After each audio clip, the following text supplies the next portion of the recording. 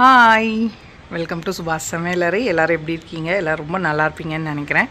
So இன்றைக்கி காலையிலேயே block எடுக்கலாம் அப்படின்னு ஸ்டார்ட் பண்ணியிருக்கேன். அபி வந்து கிளம்பி ஆஃபீஸ் போயிட்டான். எப்பயும் போல் பிரேக்ஃபாஸ்ட் ஆஃபீஸில் சாப்பிட்டுப்பான் அவன். ஸோ எனக்கு ஹஸ்பண்ட் சிட்டு டெட்டுக்கான வேலைகள் தான் பார்க்கணும். ஒரு 3-4 நாள் வீடியோஸ் போடல இல்லையா? நேற்று வந்து ஷாப்பிங் ஹால் வீடியோ போட்டிருக்கேன், பிடிச்சிருக்கோன்னு நினைக்கிறேன் உங்களுக்கு. ஸோ இப்போ நம்ம வேலைகள் ஸ்டார்ட் பண்ணலாம்.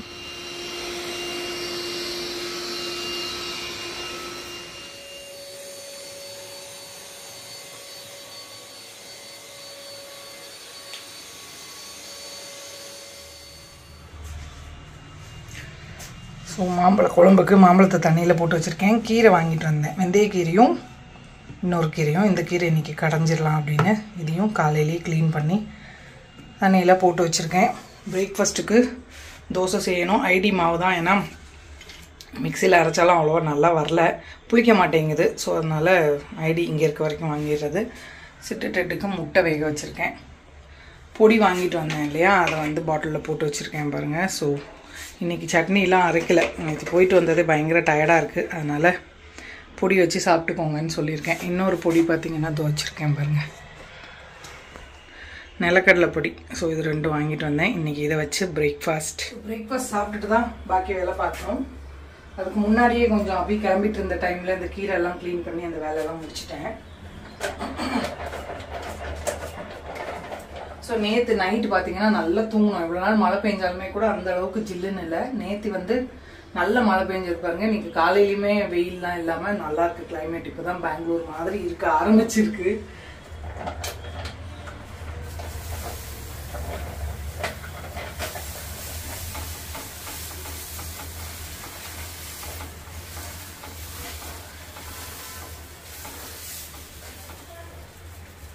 ஆக்சுவலாக ஒரு 2 வீக்ஸ் இருந்துட்டு போகலான்னு தான் வந்தோம். பட் அங்கே இருக்க வெயில பார்த்துட்டு தான் இங்கே எக்ஸ்டெண்ட் ஆகிட்டே போயிட்டு இருக்கு.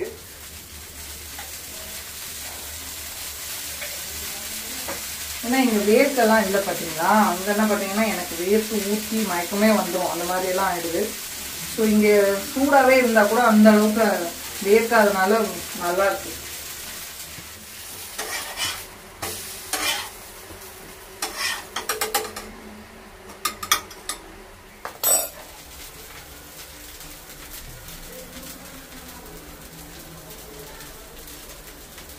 ஸோ இது வந்து பூண்டு பொடின்னு சொல்லி வாங்கினேன். நல்லா பாட்டில் திறந்தோடனே பூண்டு வாசனை வருது. இது வந்து குறன்னு இருக்கு நிலக்கடலை பொடி.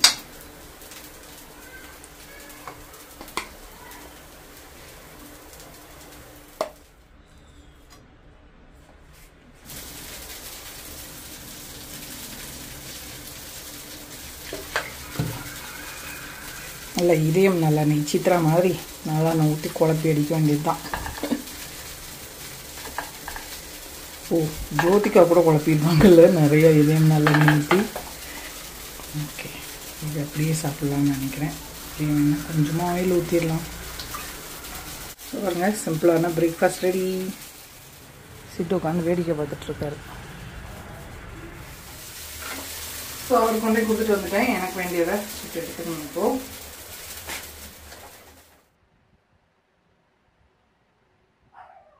காலையில் பிரேக்ஃபாஸ்ட் முடிச்சதுக்கப்புறமா சாதம் வச்சுட்டேன். அந்த குக்கரில் வச்சா குழஞ்சிருது, அதனால இது பழைய ரைஸ் குக்கர் என்னது. ஸோ அபிக்கு ஃபஸ்ட்டே கொடுத்துருந்தேன்னா அது. கத்திரிக்காய் வறுக்கிறதுக்கு தண்ணியில் போட்டு வச்சுருக்கேன். மாம்பழ புளிச்சேரிக்கு அரைக்கணும். ஃப்ரீசர்லேருந்து தேங்காய் துருவல் கொஞ்சம் எடுத்து வச்சுருக்கேன். மாம்பழம் பாருங்கள், தோல் உரிச்சு வச்சுட்டேன். இது கொஞ்சம் புளிப்பாக தான் இருக்குது. அந்த தோலை டேஸ்ட் பண்ணி பார்த்தேன். ஸோ எத்தனை இருக்குது? 7 மாம்பழம் இருக்குது இல்லையா? ஸோ இது வந்து இப்போ ஸ்டார்ட் பண்ணலாம். கீரை மசியல் ஏற்கனவே நான் பண்ணி வச்சுட்டேன். தாளிக்க மட்டும்தான் தாளிக்கணும். கீரையை அலசி வச்சுருந்தேன் இல்லையா, அதை கூட கொஞ்சம் வெள்ளைப்பூடு, 2-3 பச்சை மிளகா, 2-3 பல்லு பூண்டு, உப்பு போட்டு வேக வச்சு மிக்சியில் இது பண்ணிட்டேன். இப்போ இதுக்கு சின்ன வெங்காயம், மிளகாவத்தல், கொஞ்சம் கடுகு, உளுத்தம் பருப்பு தாளிச்சிடணும். அவ்வளோதான். ஸோ இப்போ நம்ம புளிச்சேரி பண்ண ஸ்டார்ட் பண்ணலாம். தோசை சுட்டு சாப்பிட்டுட்டு சிட்டு டெட்டுக்கெல்லாம் ப்ரஷ் பண்ணி விட்டேன். முதல்ல கொஞ்சம் சமையல் வேலை முடிச்சுட்டு அதுக்கு ப்ரஷ் பண்ணி விட்டுட்டு நான் போய் குளிச்சுட்டு வந்துட்டேன். இங்கேயுமே கூட கைப்புள்ள இருக்குது. நம்ம ஃபஸ்ட்டு ஒயிட் கலர் ஒன்று வச்சுருந்தோம் பார்த்தீங்களா, S6360. அது வந்து நான் வேற ஒன்று வாங்கினதுக்கப்புறம் அபி இங்கே கொண்டு வந்து வச்சுருந்தான். அது ஒரு 5 வருஷம் வந்துச்சு நல்லா. அப்புறம் அது வந்து இப்போ அதோட ப்ரஷ் எல்லாம் போயிருச்சு, ஸ்பேர் பார்ட்ஸ் கிடைக்க மாட்டேங்குது, மற்றபடி ஓடிச்சு. அவன் என்ன பண்ணா அதை போட்டுட்டு ஒன்று புதுசாக வாங்கினான். நான் இப்போ சென்னையில் வச்சுருந்தேன் பார்த்தீங்களா, அந்த இதை வந்து நான் அபிக்கு கொடுத்துட்டேன். ஏன்னா அதுக்கு வந்து ஃப்ரண்ட்டில் ஒரு ப்ரஷ் தான் இருக்கும். நம்ம S6 360லையும் பார்த்தீங்கன்னா 2 சைடும் ப்ரஷ் சுற்றுவோம். ஸோ அதனால் நான் சொன்னேன், நீ வாங்குறது உனக்கு 2 ரூம் தானே, நான் வச்சிருக்கிறது வச்சுக்கோ அப்படின்னு சொல்லிட்டு புதுசாக வாங்குறத வந்து நான் எடுத்துக்கிட்டேன். இப்போ இருக்கிறதுலையுமே பார்த்தீங்கன்னா நான் வீட்டுக்கு போனதுக்கு அப்புறம் காட்டுறேன், இக்கோவேக்ஸ்ன்னு நினைக்கிறேன். ஸோ இது சேல் போட்டிருந்தாங்க பார்த்தீங்களா, அப்போ அந்த பழைய இதை வந்து 4500 சம்திங் எடுத்துக்கிட்டாங்க போல. நம்ம பழைய ஃபர்ஸ்ட் ஒரு கைப்பில் வச்சிருந்தோம்ல அது. ஸோ அதை எடுத்துட்டு இது வாங்கினாங்க. இப்போ அபி வந்தப்போ எனக்கு கொண்டு வந்து கொடுத்துட்டான். நான் வீட்டில் யூஸ் பண்ணிட்டு இருந்தேன் இல்லையா, எம்ஐ இதுன்னு நினைக்கிறேன், அதை வந்து இங்கே கொடுத்துட்டேன். ஸோ அதனால அதை போட்டு விட்டுறது. 2 ரூம் தானே, கிச்சன் வாசல் மட்டும்தான் போயிருக்குவேன். அது வந்து கட்டில் கடியிலையும் நல்லா போயிருது, அதனால இங்கே பிரச்சனை கிடையாது. ஸோ அப்படிதான் வேலை போயிட்டு இருக்கு. இப்போ நம்ம கடகடன்னு அதனால தான் கீரை மசியல் அதெல்லாம் சிம்பிளானது, அதனால ரெசிபி ஷேர் பண்ணல. ஸோ இது வந்து மண் சட்டியில் செஞ்சால் நல்லாயிருக்கும். அபிக்கிட்ட மண் சட்டி கிடையாது, அதனால இதுலயே பண்ணலாம். முதல்ல ப்ரீ எல்லாம் குளிக்கிறதுக்கு முன்னாடியே கொஞ்சம் கடகடன்னு செஞ்சு வச்சுட்டு போயிட்டனால இப்போ டக்குன்னு இந்த குழம்பு வச்சுட்டு கத்திரிக்காய் மட்டும் வறுத்தோம் அப்படின்னா போதும். இன்னும் ஆன் பண்ணல. ஸோ இது கூட கொஞ்சம் மசாலா ஐட்டம்ஸ் சேர்த்துக்கலாம். கொஞ்சமாக மிளகாத்தூள், கொஞ்சம் மல்லிப்பொடி. பழம் வந்து ரொம்ப இனிப்பாக இல்லாதனால கொஞ்சம் வெல்லம் சேர்க்கலாம். அப்படிக்கிட்ட வெல்லம் காலி ஆயிடுச்சு. நான் கொஞ்சோண்டு இருந்தது மாங்காய் பச்சடி செஞ்சுட்டேன், அதனால ஒரு 2-3 ஸ்பூன் நான் சக்கரை சேர்த்துக்கிறேன். இது ஆப்ஷனல் தான். கொஞ்சம் இனிப்பாக இருந்தது அப்படின்னா நல்லாயிருக்கும். வேண்டாங்கிறவங்க ஸ்கிப் பண்ணிக்கலாம். ஒருவேளை மாம்பழமே வந்து நல்லா இனிப்பாக இருந்தது அப்படின்னா நீங்கள் சக்கரை சேர்க்க வேண்டாம். இப்போ இது கூட கொஞ்சமாக உப்பு சேர்த்துடலாம். லாஸ்ட்டில் செக் பண்ணிவிட்டு தேவைப்பட்டதுன்னா திரும்பியும் உப்பு போட்டுக்கலாம். இது வேகிற அளவுக்கு தண்ணி சேர்த்துட்டு இது கூட 2 பச்சை மிளகா சும்மா அப்படி க்ரஷ் பண்ணி போட்டுக்கலாம். இப்போ வந்து ஸ்டவ் ஆன் பண்ணிக்கலாம். தண்ணி பார்க்குறேன், பத்தலைன்னா இன்னும் கொஞ்சமாக சேர்த்துக்கலாம்.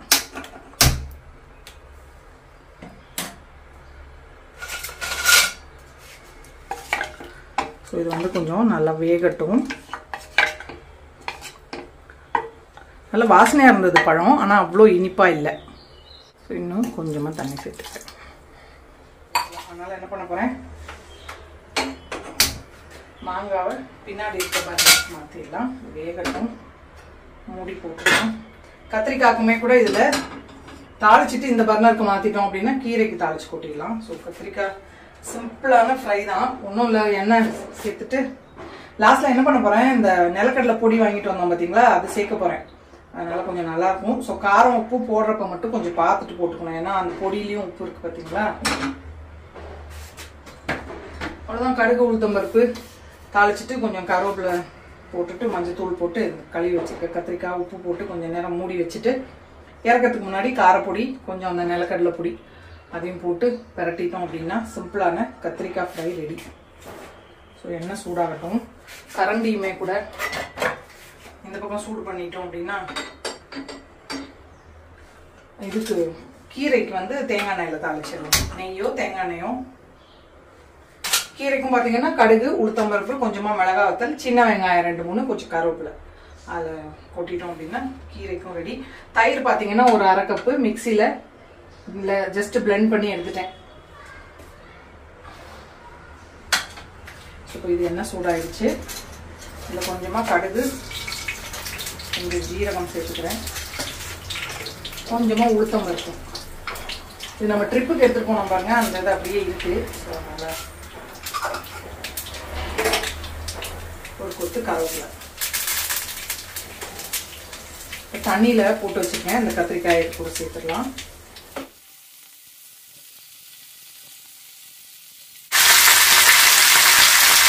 கொஞ்சம் மஞ்சத்தூள், உப்பு கம்மியாக சேர்த்துட்டேன் ஏன்னா நிலக்கடலை பொடி லாஸ்ட்டாக சேர்த்துக்கோங்க, அதனால்.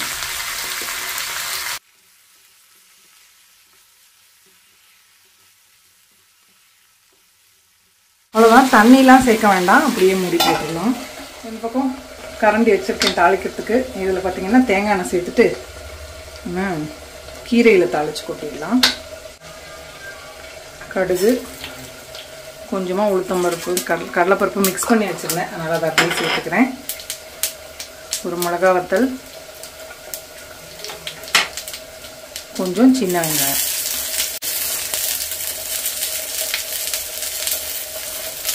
கொஞ்சம் கருவேப்பிலை.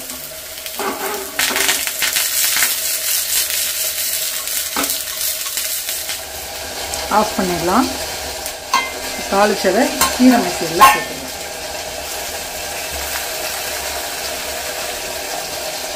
அவ்வளோதான், கீரை மசியல் ரெடி.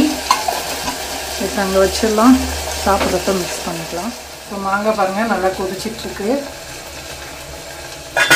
ஸோ ஒரு 1/4 கப்பு தேங்காய் துருவல் எடுத்திருக்கேன். இது கூட ஒரு பச்சை மிளகா, கொஞ்சமாக மஞ்சத்தூள், தாளிக்கிறப்ப மிளகாத்தூள் சேர்த்துக்கலாம், கொஞ்சம் ஜீரகம்,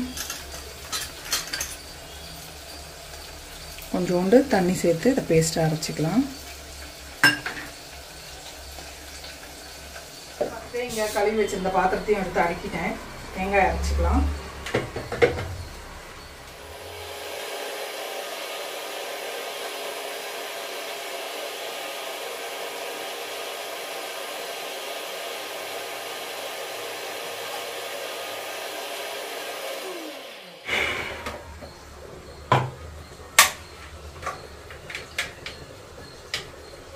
அரைச்சாச்சு. மிக்ஸி வேலை முடிஞ்சது. எடுத்துக்குள்ள வச்சிடலாம். மைக்ரோவேவ் உள்ளே வச்சுட்டேன். அது வச்சிருந்தா கொஞ்சம் இடைஞ்சலா இருக்க மாதிரி இருந்துச்சு, அதனால.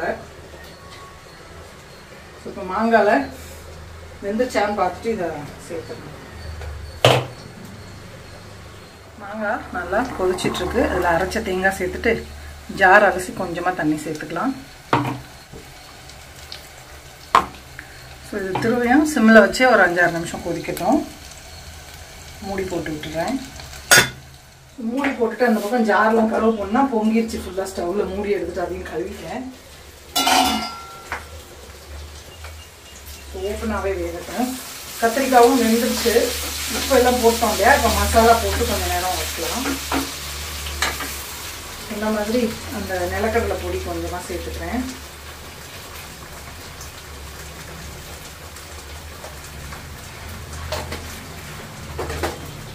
அது போக மிளகாத்தூள், மல்லித்தூள் சேர்த்துக்க போகிறேன்.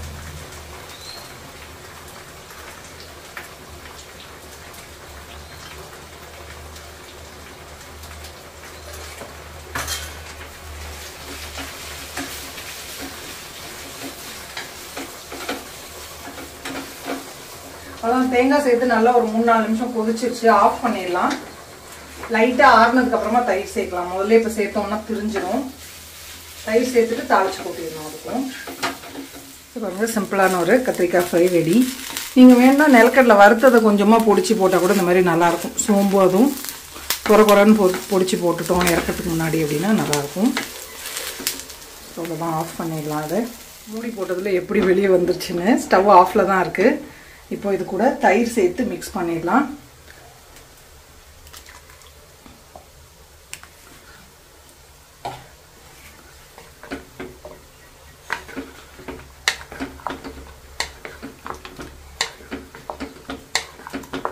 நல்லா திக்கு தயிரை ஒரு 1/2 கப் தயிரை அப்படியே மிக்சியில் அடித்து வச்சுருந்தேன். ஸ்டவ் ஆஃப் பண்ணிட்டேன். ஆன் பண்ணி வேணால் லைட்டாக சூடாகிற வரைக்கும் வைக்கலாம். பட் எனக்கு தெரிஞ்சிடும்னு பயம். தெரிஞ்சால் பார்க்கவும் நல்லா இருக்காது. அதனால் அவ்வளோதான். இப்போ இதுக்கு தாளிப்பு ரெடி பண்ணிடலாம். தேங்காய் எண்ணெய், 5-6 வெந்தயம், கடுகு, 2 மிளகாய் வத்தல்,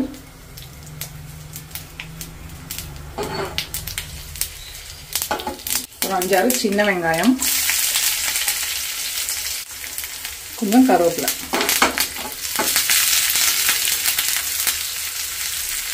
ஆஃப் பண்ணிவிட்டு கொஞ்சமாக மிளகாத்தூள் சேர்த்து மேலே ஊற்றிடலாம். ஒரு வெங்காயம் கொஞ்சம் வதங்கட்டும். ஸ்டவ் ஆஃப் பண்ணிடலாம். கொஞ்சமாக மிளகாத்தூள்.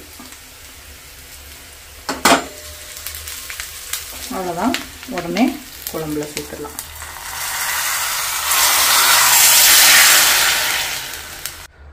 அவ்வளோதான், சிம்பிள் அண்ட் சூப்பரான மாம்பழ புளிச்சேரி ரெடி.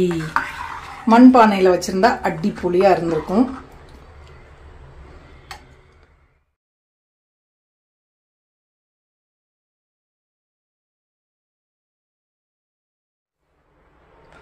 நல்லா சுட சுட சாதம்,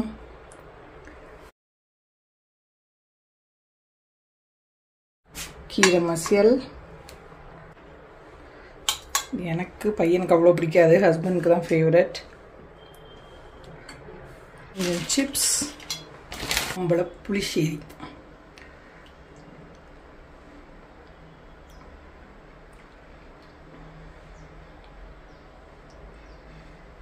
ஸோ சிம்பிள் அண்ட் சூப்பரான லஞ்ச் ரெடி.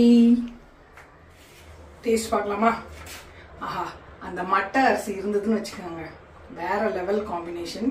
சாதம் இல்லை, நமக்கு இது தானே சூப்பராகிட்டு കഴിക്കാം. ஓகே, அடிப்பொலி காம்பினேஷனாக இருந்திருக்கும் அந்த மட்டை ரைஸ் அப்படின்னா. இந்த புளிச்சேரிக்கு பைனாப்பிள் அதெல்லாம் செய்வாங்கல்ல, ஸோ இந்த மாங்காய்லாம் அப்படியே சாப்பிட்றதுக்கு ஜூஸியாக சூப்பராக இருக்கும்.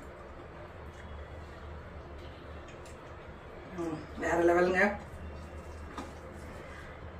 சூப்பராக இருக்குது. கட்டாயமாக நீங்களும் ட்ரை பண்ணி பாருங்கள். கேரளைட்ஸ் எல்லாம் அடிக்கடி செய்வாங்க, நமக்கு தான் இது அதிசயம்.